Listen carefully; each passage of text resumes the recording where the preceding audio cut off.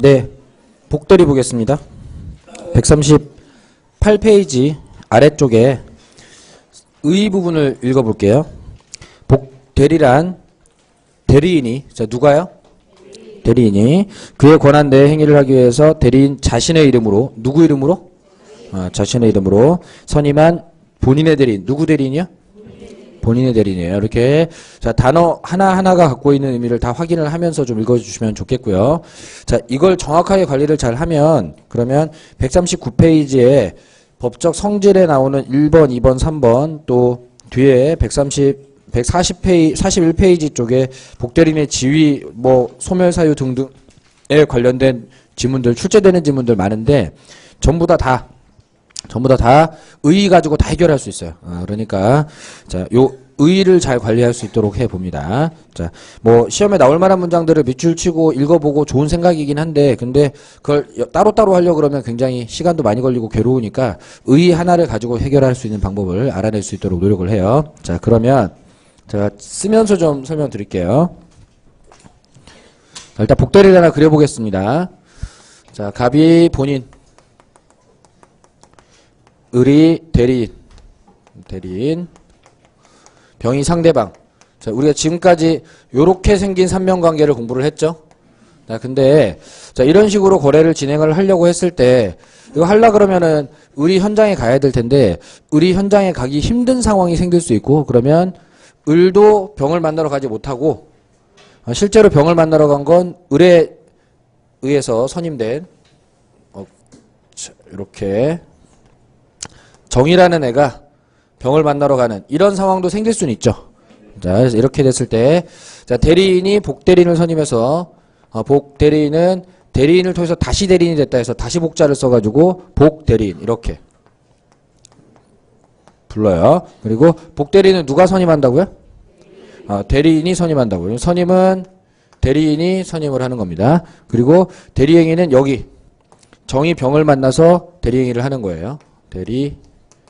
행위를 하면은 그 효과가 복대리는 본인의 대리인이니까 갑과 병사에 생기는 뭐 요런 관계입니다. 그렇게 된다고 생각했을 때 그러면은 그 의 문장을 이용해서 뒤에 나오는 내용들을 한 번씩 다 해결을 해볼게요. 자, 복대리는 누가 선임한다고요?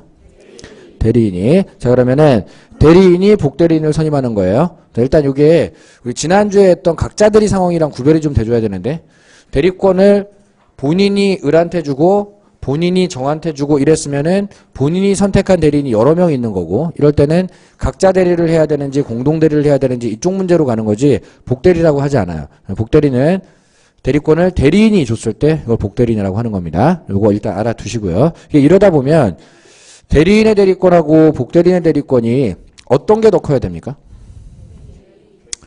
똑같거나 대리인께 더 클 수는 있어도 복대리인께 더 커질 수는 죽어도 없겠죠, 그죠? 자기가 권한을 갖고 있는 범위 안에서 권한을 주는 거지, 자기가 못하는 걸 복대리인 시킬 수는 없는 거예요. 예를 들어 본인이 대리인한테 준 대리권은 A, 매매를 해도 좋고, B, 임대를 해도 좋으니까 부동산 관리를 좀 해달라, 이렇게 두 가지 권한을 수여했다면, 그러면 을이 정한테 줄 수 있는 대리권은 나 바쁘니까 매매든 임대든 네가 좀 알아서 해라, 이런 거 가능할 수 있죠. 그리고 매매는 내가 할 테니까 임대는 네가 해라, 또는 임대는 내가 할 테니까 매매는 네가 맡아서 해라, 할 수 있겠죠? 그러나 자, 매매도 하고 임대도 하고 담보 설정도 해라, 이런 식으로 새로운 권한을 만들어서 수여한다는 건 그건 있을 수 없는 일이죠. 자기도 담보 설정을 못하니까. 자, 그러면 이런 현상은 있을 수가 없겠다. 자, 이렇게 돼요. 자, 그러면 자, 이런 식으로 되는 거라면 대리인이 선임하는 거니까 당연히 복대리인 권한이 더 커지면 안 되겠고, 그런 거라면 대리인의 대리권이 사라지면 복대리인의 대리권이 남아있으면 돼야 안 돼요? 안 되겠지, 그죠? 자, 이게 없어지면 연쇄적으로 이것도 다 없어져야지 되는 거예요.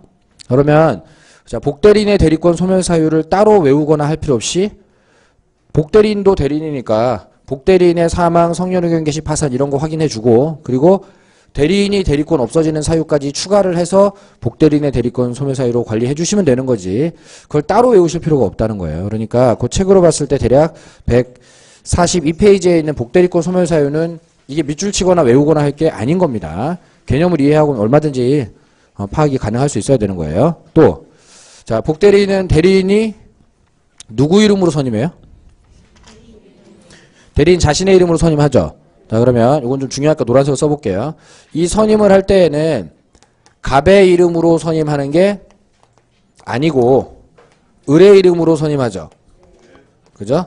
자, 그러면 자, 대리인이 뭔가의 행동을 할 때 대리가 되려면 현명을 해야 되잖아요. 그러면은 선임을 할 때 현명을 했나요, 안 했나요? 안 했죠. 자, 현명이라는 건 본인 이름이 나와야 된다는 건데 대리인이 복대리인 선임할 때에는 본인 이름 말을 안 하고 그냥 선임을 했어요. 다음 현명을 안 했네. 현명을 안 했으면은 대리인의 복대리인 선임 행위는 대리행위다, 대리행위가 아니다? 대리행위가 아니다. 이렇게 되는 거예요. 그죠? 자, 자신의 이름으로 선임하는 거니까 현명이 없고 현명이 없으면 대리가 아니다. 이렇게 되는 거예요. 자, 이것도 시험에 나왔던 문장이고. 또 자, 복대리인은 대리인이 자신의 이름으로 선임한 이렇게 돼 있죠. 선임한. 자, 그러면 원래 있던 대리인은 법정 대리인일 수도 있고 임의 대리인일 수도 있고 그런 거지만 복대리인은 법정 대리인이 될 수가 없죠. 대리권 수요, 즉 선임 행위를 통해서 생겨나는 대리인은 항상 뭐다? 임의 대리인이다. 그러니까 복대리인은 항상 임의 대리인이 될 수밖에 없게 된다. 자, 이런 문장들 다 출제가 되는 문장들인데 의의를 통해서 충분히 다 연상작용을 통해서 할 수가 있단 말이에요. 또 복대리인은 대리인이 자신의 이름으로 선임한 누구 대리인이다? 본인 대리인이다. 지금 복대리인이 본인 집 팔러 갔지 대리인 집 팔러 간 게 아니잖아요. 자, 그러면 이 사람이 한 행위의 효과는 대리인 찍고 본인한테 간다? 아니면 본인한테 직접 간다? 본인한테 직접 간다. 이런 것도 즉 효과가 직접 발생된다. 이런 것도 낼 수가 있겠고 자, 대리행위는 여기를 대리행위라고 하는데 정의 병하고 만나갖고 하는 거. 대리행위 할 때는 현명이 있어야 되죠. 그럼 현명을 할 때 복대리인 정은 갑의 이름을 현명해야 되나요? 을의 이름을 현명해야 되나요? 갑의 이름을 현명해야지. 을의는 뭐 하려고 말을 해?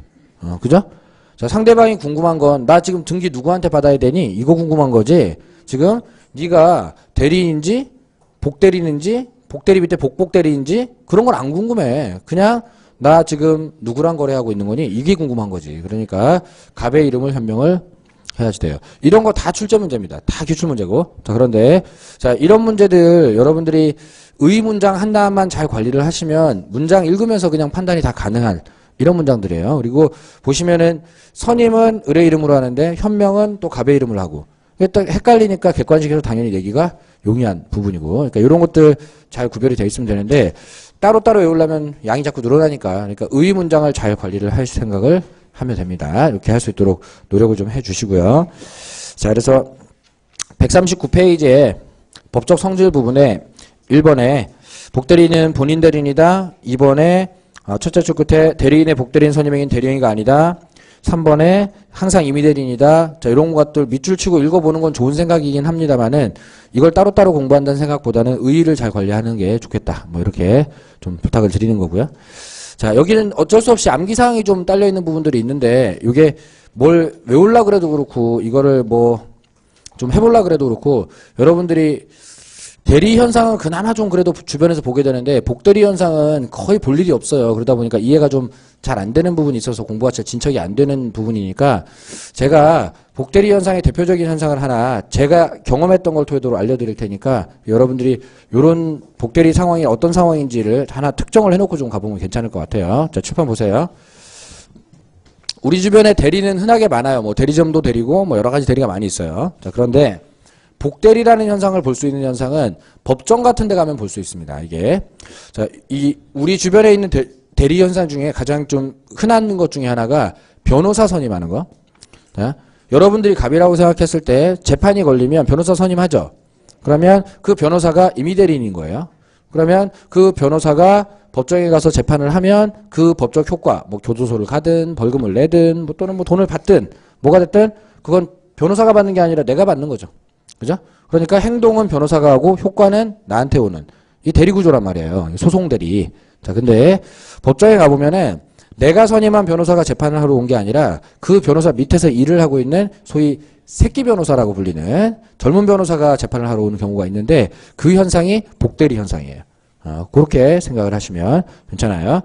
실제로 제가 이 복대리를 본 적이 있는데 그 예전에 제가 그 송무회사 다닐 때 그때 회사 사건 때문에 창원지방법원에 소송을 하러 간 적이 있어요.